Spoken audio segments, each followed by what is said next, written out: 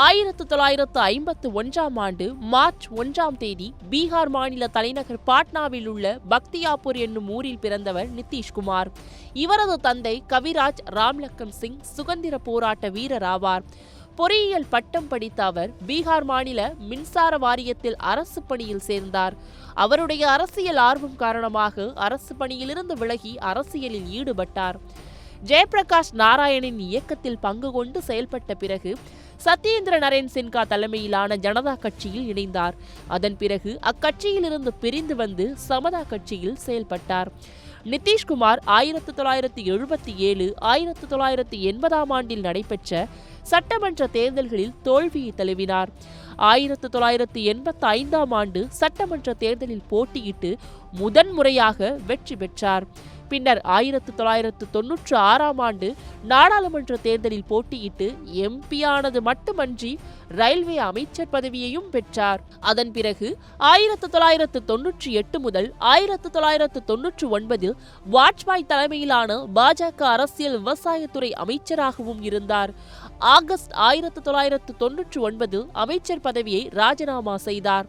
2001 மே 2004 வரை நிதிஷ்குமார் மீண்டும் ரயில்வே அமைச்சராக இருந்தார். ரயில்வே அமைச்சராக இருந்த அந்த குறுகிய காலகட்டத்தில் 2002லேயே ஆன்லைன் டிக்கெட் முன்பதிவு வசதி போன்ற பரவலான சீர்திருத்தங்களை கொண்டு வந்தார். குறிப்பாக முன்பதிவு டிக்கெட் முறை மற்றும் தட்கல் முறையை கொண்டு வந்தது இவர்தான் என்று சொல்லப்படுகின்றது. முதன்முறையாக 2000 ஆண்டு மார்ச் 3ஆம் தேதி முதல் வெறும் 7 நாட்கள் மட்டுமே பீகார் முதல்வராக இருந்தார் நிதிஷ்குமார். அப்பொழுது நடந்த தேர்தலில் பாஜக மற்றும் லாலு கட்சிகள் இரண்டுமே தனி பெரும்பான்மைக்கான 163 தொகுதிகளை பெறவில்லை. பாஜக மற்றும் கூட்டணி கட்சிகளுக்கு 151 எம்எல்ஏக்களும் லாலு பிரசாத் யாதவுக்கு 159 எம்எல்ஏக்களும் இருந்தனர். அப்பொழுது தனது பெரும்பான்மையை நிரூபிக்கும் முன்பே ராஜினாமா செய்தார் நிதிஷ்குமார். அதன்பின் 2003ஆம் ஆண்டில் ஐக்கிய ஜனதா தளம் கட்சியின் தலைவரானார். 2005 தேர்தலில் வெற்றி பெற்று மீண்டும் பீகார் மாநில முதல்வரானார். இதுவே அவர் நீண்ட நாட்கள் முதல்வராக இருந்தது முதன்முறை.